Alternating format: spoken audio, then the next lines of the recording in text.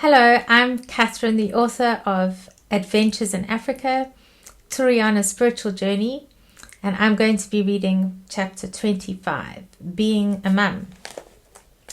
Strength and honor are her clothing. She is confident about the future. Her mouth is full of wisdom. Kindly teaching is on her tongue. She is vigilant over the activities of her household. She doesn't eat the food of laziness. Proverbs 31 verses 25 to 27. It was our first night of being mum and dad. Ezekiel was such a good, precious baby. Because he had been in a home for 5 months, he was used to being put to bed after he was fed. So after we fed him his milk, he went fast asleep in his cot. We had his cot in our room with us, and he hardly woke up. We didn't sleep much that night as we kept checking to see if he was comfortable and sleeping and breathing. I did not have him in my womb for 9 months, but I did carry the dream of having him in my heart for many months. Part of our journey includes what we like to call Ezekiel's tummy mummy.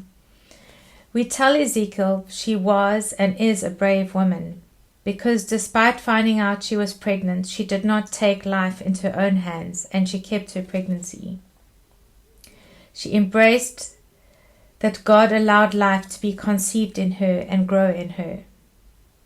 I will never judge a mum who can't keep a pregnancy, but for the mum that chooses to keep the pregnancy, to go through 9 months alone and to give birth alone, is extremely brave and courageous.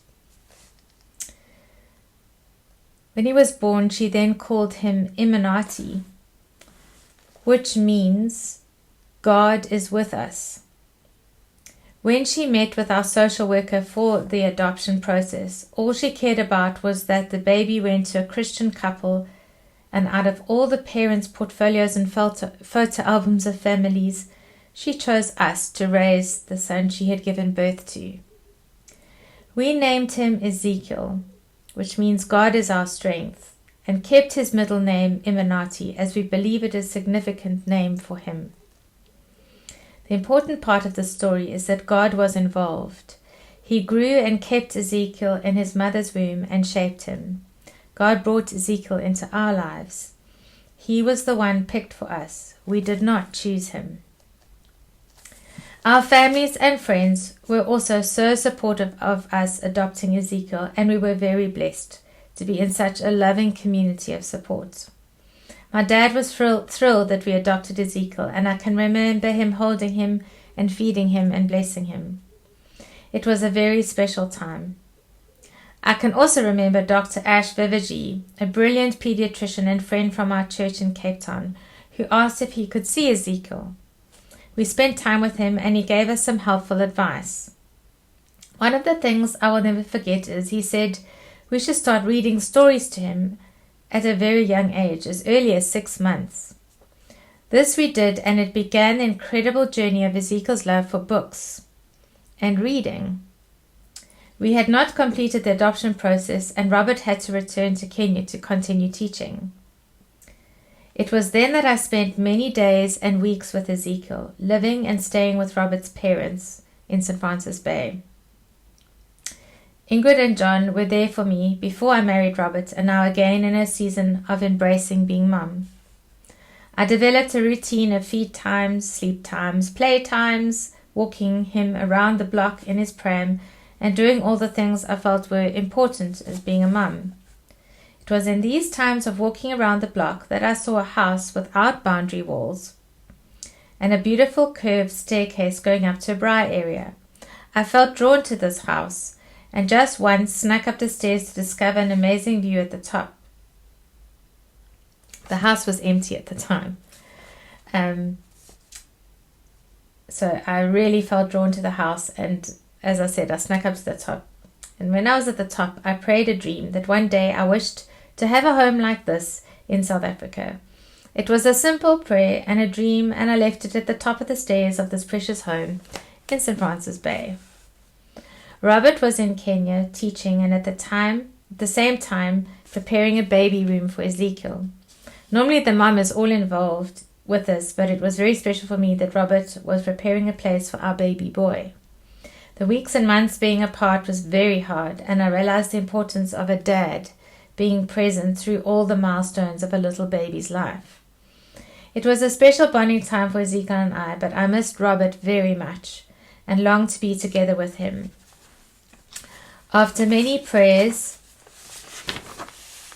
and documents and court sittings, Ezekiel finally became our son, and we received a certificate that he was legally our own and no one could take him away from us.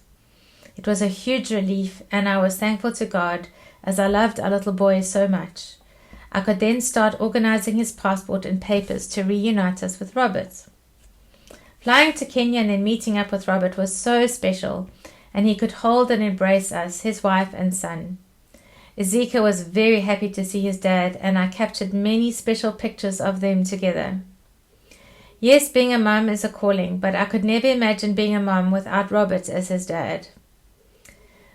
We both shared holding him, feeding him, playing with him, and watching him grow. Dads play just an important role in children's lives, as do moms. My dad had played such an incredible role in my life in so many seasons, valleys, and mountaintop experience.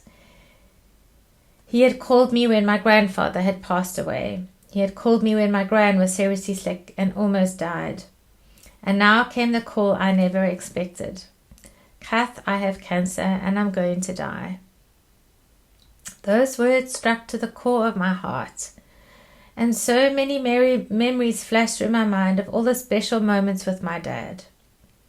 Being on his chest as a baby, catching waves in the sea, playing tennis together, learning to drive, helping me buy my matric dance dress, helping me through the valley of death of Martin, helping me to fly again, and then walking me down the aisle to marry Robert. He had held and blessed Ezekiel. I wanted Ezekiel to get to know my dad, to love him as I had loved him. I was devastated. Then speaking to my dearest gran, who never imagined her son would become so sick. Marie Claire was with my dad, as was my brother James, who said I should remain in Kenya and have memories of the times I'd had with my dad. James was right, as the memories I have of my dad are all when he was healthy and well. In the last few phone calls I had with him, all I could do was tell him how much I loved him, until he was not able to talk anymore. It was a very painful time for me. We flew to South Africa for his memorial service, and I was glad that he was free from cancer, from the suffering, from the chemo, from hospitals, and so much more. But my heart was sore. I can remember being with my gran and family as we scattered his ashes on Fish or Catwalk. We had so many memories, and my gran sobbing. How hard it is for a mum to lose her son. She kept saying she should have gone before him. Oh, my dearest gran had been and still was such a role model for me, and I had learned so much from her. It was hard to see her in so much emotional pain. She had carried him in her womb, nurtured him, watched him grow, was always a listening ear, and supported him. She had been with him in his valleys and his mountaintop experiences, but she had never dreamt that she would have to say goodbye like this. My gran and I had done a grief share course together with when my grandfather passed away and Martin passed away, and through it all we agreed that time is not a healer. Processing the loss of a loved one and sharing memories is part of the healing, but the pain in one's heart takes time. I stopped asking why, but asked our Lord to help us get through. I held her and prayed with her. It was a few months later that my dearest gran was sick and in hospital, and she had often told me getting old is not for sissies.